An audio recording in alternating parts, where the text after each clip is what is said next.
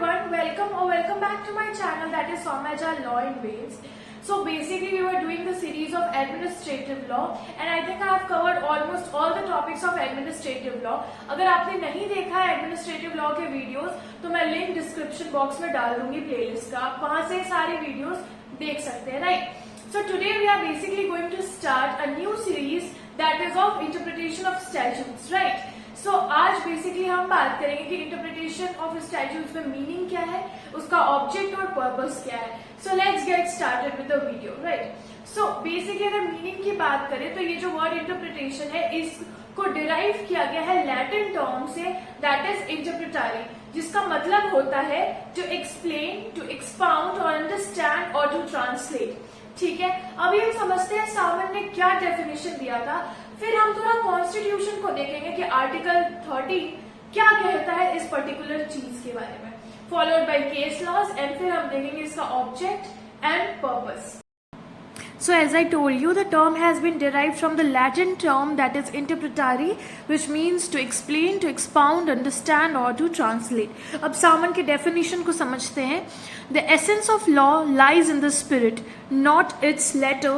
For the letter, it is significant only as being the external manifestation of the intention that underlies it. ये Salmond ने कहा था. Which means कि जो law है वो लाई करता है इसके स्पिरिट में, ना कि उसके लेटर्स में, मतलब जो वर्ड्स है उसमें. ये बस क्या किस चीज़ के लिए होता है, एक्सटर्नल मैनिफेस्टेशन के लिए, मतलब अभिव्यक्ति के लिए of the intention that underlies it. ये सामन ने कहा था. आगे बढ़ते हैं. Okay, a statute is a will of legislature conveyed in the form of text. जो हमारा कॉन्स्टिट्यूशन है इंडिया का, वो ये जो टर्म स्टैट्यूट है इसको यूज नहीं करता है, बट ये जो टर्म लॉ है उसको यूज करता है. अब लॉ क्या इंक्लूड करता है? Law includes any ordinances, order, bye laws, rule, regulation, notification, custom और usage having the force of law. ये हम ऑलरेडी आर्टिकल 13 में पढ़ चुके हैं, राइट? जो कि कहा गया आर्टिकल 13(3)(a) में, राइट? अब लॉर्ड डेनिंग ने क्या कहा था, एक पर्टिकुलर केस लॉ है जो कि काफ़ी फेमस है, उसको देखते हैं. Seaford Court Estate Limited versus Asher. So Lord Denning in Seaford Court Estate Limited versus Asher इस केस में कहा था, English knowledge is not an instrument of mathematical precision. English knowledge जो है वो एक इंस्ट्रूमेंट नहीं है. It would certainly save the जजेस from the trouble if the acts of parliament were drafted with divine precision and perfect clarity. In the absence of it, when a defect appears, a judge cannot simply fold hands and blame draftsman. So कि अगर absence है, अगर वहाँ पे बहुत ही ज़्यादा clarity नहीं है, वो बहुत ही unclear तरीके से draft किया गया है, बहुत ही ambiguous तरीके से draft किया गया है, तो उस सिचुएशन में जजेस जो है दे can not simply fold hands, कि वो हाथ जोड़कर ये बोल सकते हैं कि ये सारी की सारी गलती जो है वो ड्राफ्ट्समैन की है. दे can not simply blame draughtsman. ठीक है, ये कहा था लॉर्ड डेनिंग ने. अब आगे बढ़ते हैं, purpose and object of interpretation के बारे में बात करते हैं. Okay, the main objective of interpretation is to determine the intention of the legislature which is expressed impliedly or expressly. जो main objective है interpret करने का किसी भी statute को, उसका basic intention यही है कि वो determine करता है legislature के intention को, कि ये particular legislature, ये particular act, law, regulation जो भी है, ये क्या कहना चाह रहा है, या तो expressly या फिर impliedly. ठीक है, if a statutory provision is open to more than one interpretation, the court has to choose that interpretation that represents the true intention of the legislature. In other words the true meaning of the legal meaning, right? अगर statutory provision जो है वो open है, एक से ज़्यादा interpretation निकल रहा है एक पर्टिकुलर लॉ का, एक्ट का, या एक पर्टिकुलर आर्टिकल, सेक्शन, जिस चीज़ का भी, अगर एक से ज़्यादा इंटरप्रिटेशन निकल रहा है तो उस सिचुएशन में जो कोर्ट है उसको चूज करना होगा उस इंटरप्रिटेशन को जिसका जो मीनिंग है वो ज़्यादा ट्रू सेंस में है और ज़्यादा लीगल ऑथेंटिक मीनिंग दे रहा है, उसको चूज करना होगा, right? Has to choose that interpretation that represents the true intention, जो लेजिस्लेचर के ट्रू इंटेंशन को रिप्रेजेंट कर रहा है. In other words true meaning of the legal meaning. अब ब्लैकस्टोन ने क्या कहा था वो समझते हैं. The objective of interpretation is the fairest and rational method of in a statute is by exploring the intention of the legislature. किसके through है? जब हम legislature के intention को explore करते हैं through the most natural and probable sign which are either the words, the context, the subject matter or the effects.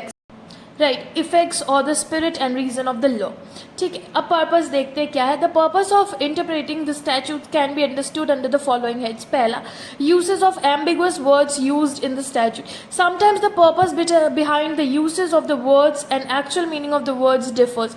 कि जो पर्पस है एक पर्टिकुलर स्टैट्यूट का और जो मीनिंग निकल के आ रहा है उन वर्ड्स से वो डिफर करता है, और जो एक सिंगल वर्ड होता है उसका एक से ज़्यादा मीनिंग निकल के आ सकता है या फिर इंटरप्रेट किया जा सकता है एक से ज़्यादा meaning. Right, so they should be interpreted accordingly और in the true sense so that the actual purpose could be so जो एक्चुअल पर्पस है उस स्टैट्यूट का वो निकल के आ सके, as it can lead to multiple interpretation, क्योंकि उससे मल्टीपल इंटरप्रिटेशन हो सकते हैं एंड कन्फ्यूजन आ सकता है. Right, moving towards the next purpose. Okay, so point number 2 की बात करते हैं. 2 क्या कहता है? Intention behind legislation. लेजिस्लेशन के बिहाइंड इंटेंशन क्या है? ये बेसिकली 2 एस्पेक्ट को फॉलो करता है. पहला, उसका कॉन्सेप्ट ऑफ मीनिंग का क्या कॉन्सेप्ट है. ठीक है, कॉन्सेप्ट ऑफ पर्पस, ऑब्जेक्ट और रीजन और spirit embedded in the statute. ठीक है, next is environmental changes. As society is dynamic in nature and day by day various new developments are happening in the society and they are not taken into consideration, and due to this future event become unpredictable, as by time use some words has become redundant and they become obsolete. So इसमें क्या कहा गया है कि जो जैसे society हमारी dynamic है एंड डे बाय डे बहुत सारे डेवलपमेंट्स हो रहे हैं, सोसाइटी में बहुत सारे चेंजेस हो रहे हैं. सो इसकी वजह से फ्यूचर इवेंट्स क्या हो जाता है, वो अनप्रेडिक्टेबल हो जाता है. एज बाय टाइम जो वर्ड्स का यूसेज है वो भी वेरी कर जाता है, या फिर कह सकते हैं कि बदल जाता है, और वो काफ़ी डिफरेंट हो जाता है जो पहले जिस कॉन्टेक्स्ट में यूज़ किया जा रहा था या फिर अभी जिस कॉन्टेक्स्ट में यूज़ किया जाएगा वो काफ़ी डिफर कर जाता है. और they can not be treated in the way in which they were written, या फिर जिस एस्पेक्ट के लिए उसको लिखा गया है उस एस्पेक्ट में उसको अब यूज़ नहीं किया जा सकता है. ठीक है, तो ये है एक पर्पस इसको करने का. Errors in drafting. There is a possibility that the drafts has been drafted without sufficient knowledge of the subject, or maybe sometimes there are typing words. So there are typing errors, lack of uses of necessary words and of correct grammar, so it will become unable to understand. So बहुत बार ऐसा होता है कि जो draughtsman है उनके पास sufficient knowledge नहीं है सब्जेक्ट मैटर की, या फिर टाइपोज हो रहे हैं, या फिर बहुत सारे unnecessary words यूज़ कर रहे हैं, किए गए हैं जो कि रिक्वायर्ड नहीं है, ग्रामेटिकल एरर्स है इन चीज़ों की वजह से. Next is intricacies of statues. इसमें क्या है कि स्टैच्यूज जो होते हैं वो हमारे बहुत ही कॉम्प्लेक्स नेचर के होते हैं और बहुत ही ह्यूज होते हैं. ठीक है, तो वहाँ पे यूजेस ऑफ जार्गन्स या फिर टेक्निकल वर्ड्स जो कि कॉमन मैन के लिए अंडरस्टैंडेबल नहीं है, इसकी वजह से बहुत ही केओस हो सकता है और बहुत ही प्रॉब्लम्स अराइज हो सकते हैं. ठीक है, next is incompletion of rules. A statute contains implied and express rules and regulation which are implied may have different meanings, and sometimes they are not mentioned or defined in the statute, but they need to understood to remove ambiguity. So कभी कभी क्या होता है, बहुत सारे rules और regulations जो होते हैं वो इम्प्लाइड होते हैं. स्टैट्यूट्स कंटेन करते हैं ऐसे रूल्स और रेगुलेशन जो इम्प्लाइड होते हैं या कुछ कुछ एक्सप्रेस भी होते हैं, जिसकी वजह से डिफरेंट मीनिंग निकल के आ सकता है. राइट, सो एम्बिग्विटी को हटाने के लिए it is very important. So less coverage of some specific areas by legislation. कभी कभी लेजिस्लेशन जब ड्राफ्ट्समैन ड्राफ्ट कर रहा होता है लेजिस्लेशन को, तो इट इज़ नॉट पॉसिबल कि वो कंप्लीट ऑल एरिया को कवर करे, एंड इसके वजह से कुछ एरियाज रह जाते हैं. ठीक है, लेजिस्लेशन में, एंड इसकी वजह से लूप होल्स वगैरह जो क्रिएट होते हैं, गैप्स क्रिएट हो जाते हैं, वो इसी वजह से है. ठीक है, between the understanding and purpose of it. Right, so ये सारे रीजंस है. ये क्या है हमारे, ये हो गए हमारे पर्पस है, the purpose of interpreting the statute and understand. ये सारे इस फॉलोइंग हेड्स में हमने समझ लिए. Okay, thank you so much for watching this video. Stay tuned, stay safe and stay at home. And yes, of course, do like, share and subscribe to my channel, that is Soumyaja Law and Wings. Thank you.